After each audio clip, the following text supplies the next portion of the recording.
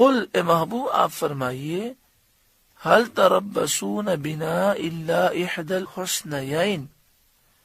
اے محبوب آپ فرمائیے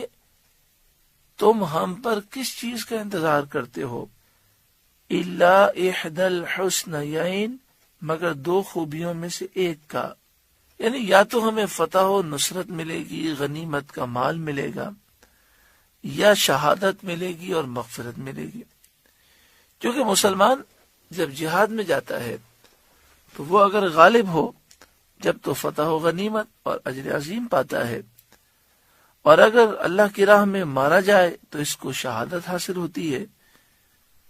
جو اس کی اعلی مراد ہے۔ تو محبوب آپ فرمائیے تم کہہ رہے ہو کہ ہم انتظار کر رہے ہیں، تو ذرا سوچو، تم دو میں سے ایک بھلائی کا انتظار کر رہے ہو،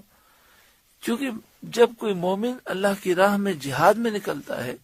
وہ شہید ہو جائے، بظاہر شکست بھی ہو جائے تو وہ کامیاب ہے، اور اگر غازی بن کے لوٹے پھر بھی کامیاب ہے۔ وَنَحْنُ نَتَرَبَّصُ بِكُمْ أَن يُصِيبَكُمُ اللَّهُ بِعَذَابٍ مِّنْ عِنْدِهِ أَوْ بِأَيْدِينَا، اور ہم تم پر اس انتظار میں ہیں کہ اللہ تم پر عذاب ڈالے اپنے پاس سے یا ہمارے ہاتھوں سے، یعنی تم تو دو بھلائیوں میں سے ایک بھلائی کا ہمارے لیے انتظار کر رہے ہو، اور ہم دو برائیوں میں سے، دو تباہیوں میں سے کسی ایک کا انتظار کر رہے ہیں۔ یا تو اللہ تعالیٰ اپنے پاس سے عذاب تم پر ڈال دے، قوم عاد و سمود کی طرح تمہیں ہلاک کر دے، یا پھر یہ ہو کہ ہمارے ہاتھوں تم پر عذاب آئے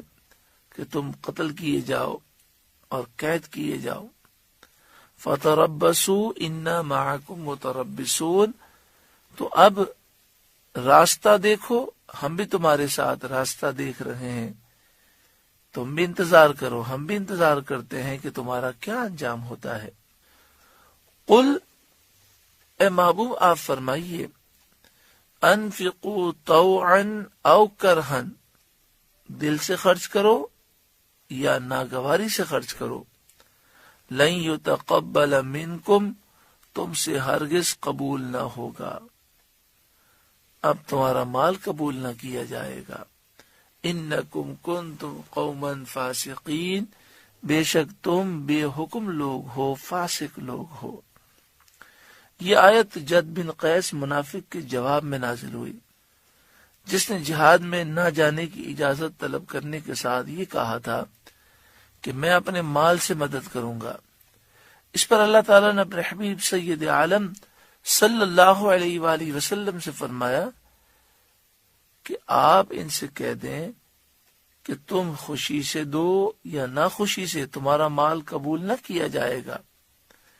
یعنی رسول کریم صلی اللہ علیہ وآلہ وسلم اس کو نہ لیں گے، کیونکہ یہ دینا اللہ کے لیے نہیں ہے۔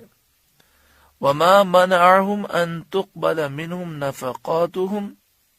إِلَّا أَنَّهُمْ كَفَرُوا بِاللَّهِ وَبِرَسُولِهِ، اور وہ جو خرچ کرتے ہیں اس کا قبول ہونا بند نہ ہوا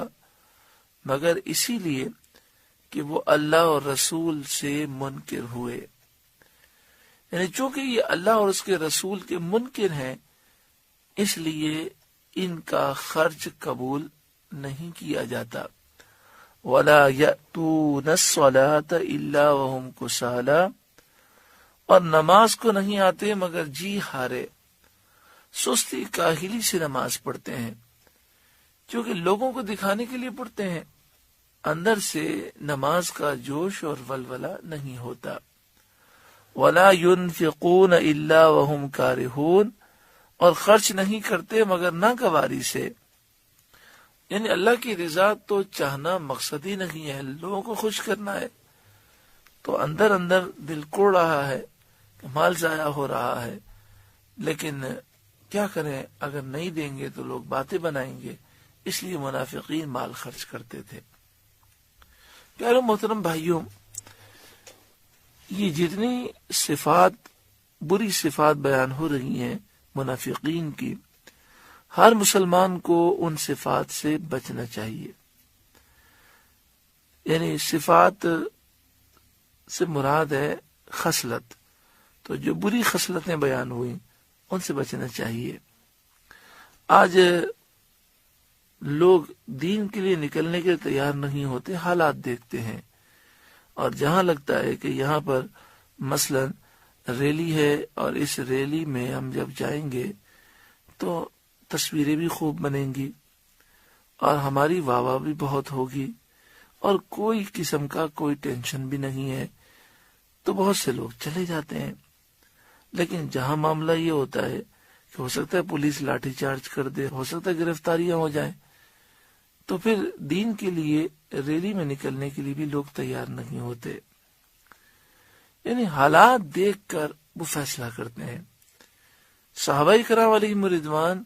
فیصلہ کرتے تھے اللہ اور اس کے رسول کے حکم پر،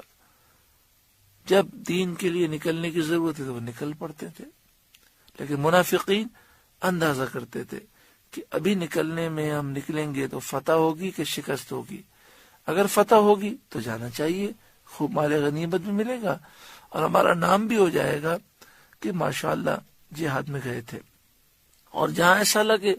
کہ نقصان ہوگا تو نہیں جاتے، کوئی نہ کوئی بہانہ کر لیتے ہیں۔ پھر اگر فائدہ ہو جائے تو بڑا افسوس کرتے ہیں کہ ہم تو سمجھے تو نقصان ہوگا، اور اگر نقصان ہو جائے تو آپس میں خوش ہوتے ہیں کہ اچھا فیصلہ ہو گیا۔ یہ منافقین کے انداز ہے، یہ ان کے طریقے ہیں۔ اور پھر یہاں یہ بیان کیا گیا کہ منافقین نماز سستی سے پڑھتے ہیں کیونکہ ان کا مقصد اللہ کی رضا ہے نہیں۔